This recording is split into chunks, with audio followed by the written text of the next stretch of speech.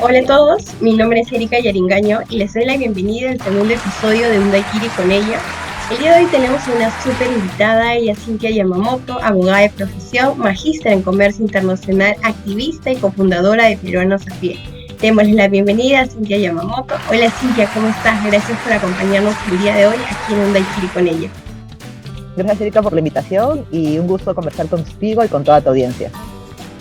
Bien, Cynthia, empecemos con el episodio. ¿Estás preparada? Sí.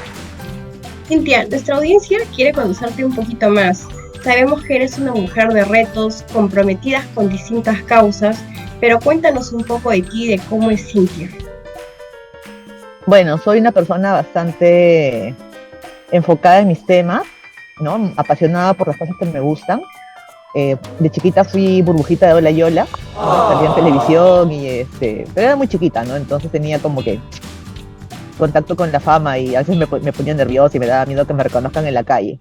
Después de eso fui scout y estuve en el grupo scout de Surco 199, tuve la oportunidad de viajar a otros países, en campamentos y de verdad que la pasé muy bien. De ahí estudié Derecho, trabajé para el Ministerio de Transportes y Comunicaciones, para la Fundación Transitemos y para un organismo internacional de transporte público latinoamericano que me permitió conocer a mayor profundidad estos problemas del transporte.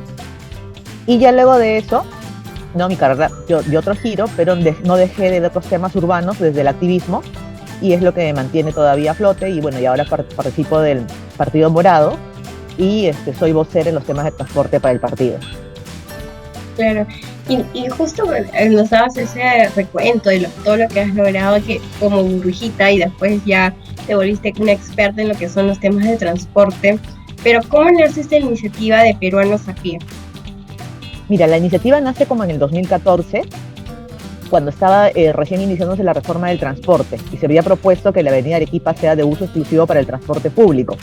Y muchas personas se oponían a esto porque pensaban de que no iban a poder circular en sus carros y que iba a generar congestión en los alrededores, y hubo un cabildo abierto en el cual nosotros participamos y a partir de ahí me invitaron en utero.pe para escribir sobre temas de transporte, ¿no? Entonces al comienzo, en esa época, los blogs eran bastante leídos y generaron mucha controversia, las cosas que decía les parecían rarísimas y ahora después de casi 10 años ya son cosas que se entienden y se sobreentienden y se han sido procesados muy bien por la ciudadanía, como por ejemplo la preferencia que tiene el peatón, la importancia del transporte público, la revalorización y la recuperación de espacios públicos, entre otras cosas.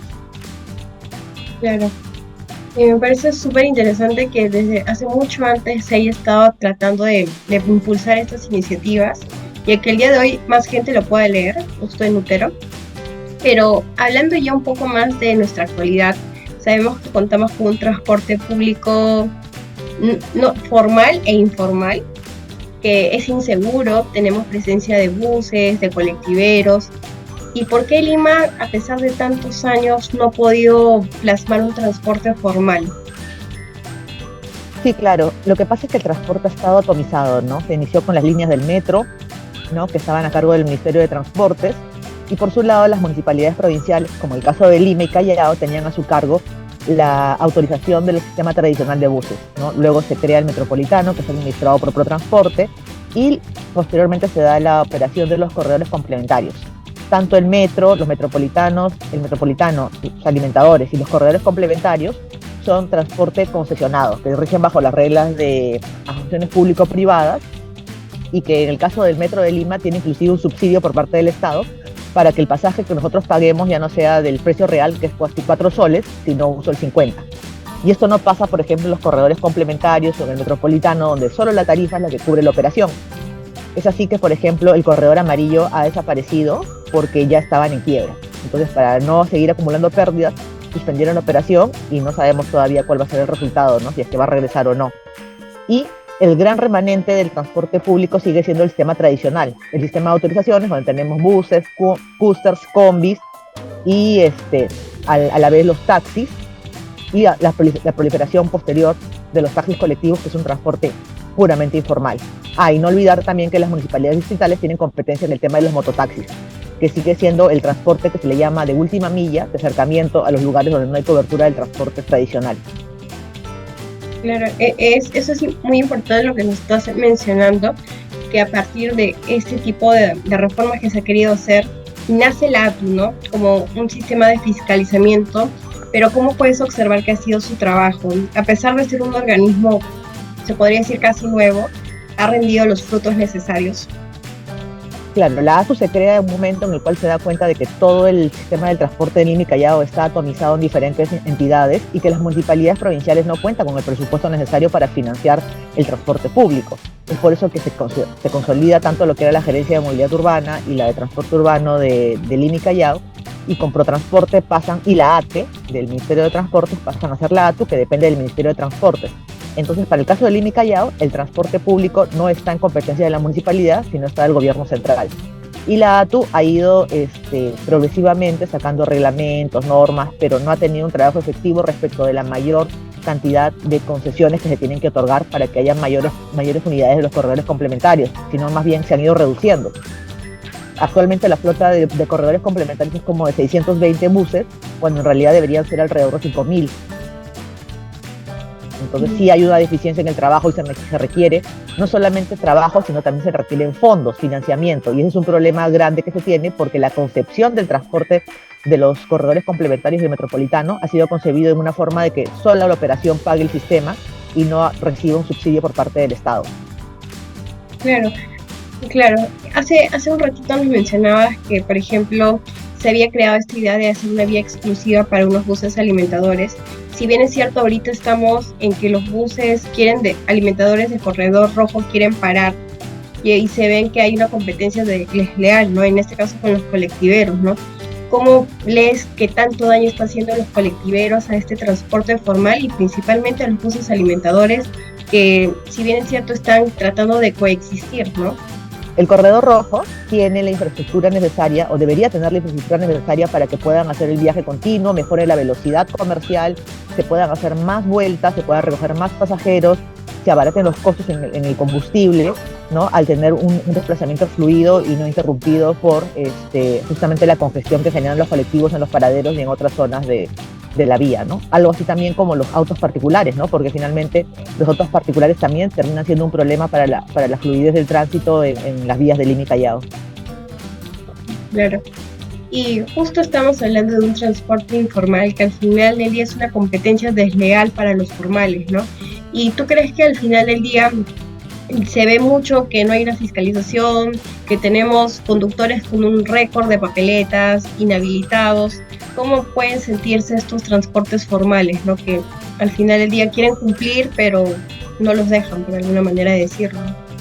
Claro, el transporte en colectivos es un transporte informal, que si bien es cierto la gente lo usa porque existe la necesidad de movilizarse y la capacidad de los corredores complementarios no es suficiente. Como te decía, hay un déficit de flota para atender a la población.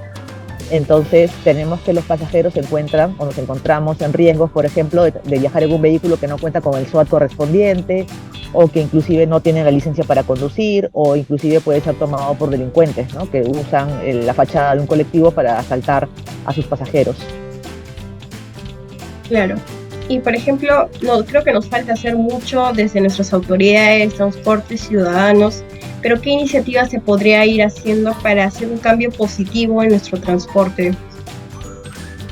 Bueno, un tema tiene que ver con la interconexión de las rutas. No es posible que sigamos pagando pasajes separados cada vez que tenemos que cambiar de bus, ¿no? Tendría que haber una tarifa única al sistema, ¿no? Con interconexión, ya que yo me pueda subir al metro, luego pueden palmar en el corredor complementario, terminar en el metropolitano, o inclusive con un sistema de bicicleta pública, que la bicicleta pública sirve muchas veces para la aproximación de las personas a las estaciones los paraderos del metro, del metropolitano, los corredores complementarios o los buses en general. Entonces, existe una iniciativa por parte de la Municipalidad de Lima, ya aprobada en su documento de gestión de APPs, para que haya una empresa operadora del sistema de bicicleta pública en Lima, lo cual es una noticia positiva, y que justamente medidas como estas inciden justamente en una mejora de los viajes de las personas.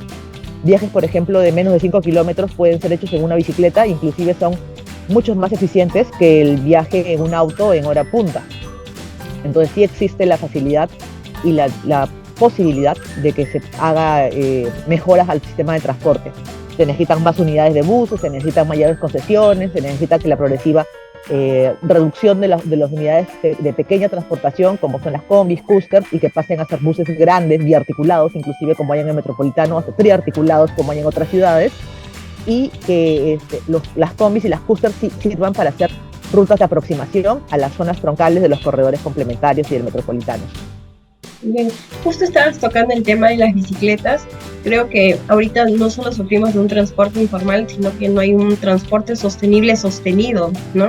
Que vemos que hay pocas ciclovías, pero tampoco están interconectadas. ¿Crees que esta sería una gran oportunidad para mejorar nuestro sistema de transporte y también la vida de los ciudadanos? Totalmente, ¿no? O sea, en la pandemia se crearon por lo menos unos 100 kilómetros de ciclovías de emergencia, pero que poco a poco han sido eliminadas. Ya creo que se van eliminando como 50 kilómetros de ciclovías. Y las ciclovías existentes no tienen un nivel de calidad, inclusive bajo los estándares que mide la propia Municipalidad de Lima. Entonces, por ejemplo, activistas como Alejandro Granados vienen haciendo conteos manuales del nivel de confort de las ciclovías, así como cuáles han ido desapareciendo. Solamente en San Miguel, por ejemplo, han desaparecido 5 kilómetros de ciclovías, lo cual es terrible. Pero a su vez, no existe ningún mecanismo formal para hacer que las municipalidades sigan creando ciclovías. Y tiene que haber un incentivo por parte del Ministerio de Economía para que las municipalidades amplíen su red de ciclovías en condiciones óptimas y seguras. Bien, Cintia, nos ha quedado muy claro de a qué se debe más o menos nuestro problema de transporte.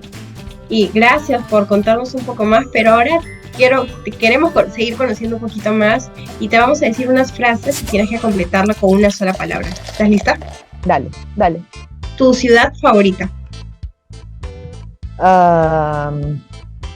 Probablemente Nueva York. Peruanos de a pie. Es un colectivo que me da mucha alegría formar y que considera que la lucha peatonal se hace caminando. Bien, el transporte en Lima es caótico. La gestión pública. Es un reto constante, ¿no? Porque impacta en la vida de las personas. Cintia, en una sola palabra. Energía. Bien, un daiquiri con ella, ¿cómo te has sentido en esta entrevista? Muy bien, gracias Erika por la invitación. De verdad que qué bueno que más gente se interese en esos temas urbanos y ojalá que puedan seguir interesándose, seguirnos en la página en Facebook, en Twitter. Estamos como de a pie, en Facebook como Peruanos de a pie y dispuestos a recibir cualquier tipo de comentario, sugerencia o queja que puedan tener en sus distritos. Bien, ese fue el show de Cintia Yanamoto, que nos ha contado un poco más de ella sobre el sistema de transporte. Agradecerte una vez más por haber participado en esta entrevista y bueno, invitamos a todas las personas que puedan seguir a Cintia, puedan seguir a De a pie PE en Twitter, Sin Moto también en Twitter mi cuenta personal y en Facebook Peruanos de a pie. Perfecto, muchas gracias Cintia y conmigo serás una próxima oportunidad. Chao.